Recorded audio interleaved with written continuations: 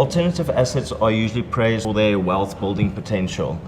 As an ex-merchant banker, you know all about assets and investment portfolios. How would this fit into an investment portfolio? People often say that art is an uncorrelated investment class, so it's not correlated to what's happening in the market. It's generally true that factors that we're currently experiencing, like high interest rates, will cut across various markets. It's negative for the real estate market. It's often negative for the equity markets, and to a certain extent, it impacts on disposable income. And at the lower end of the art market, it will inhibit demand. However, a lot of the people who invest in these quality assets actually always have disposable income.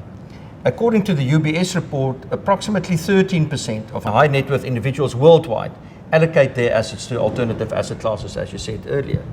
And one must remember that something like art has been collected since the Renaissance. Something like jewelry.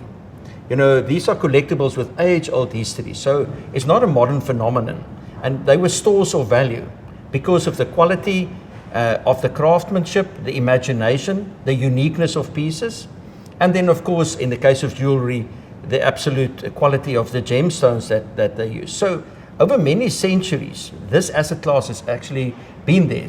Stocks are relatively, or shares are relatively modest and relatively young asset class in comparison to something like art and jewelry.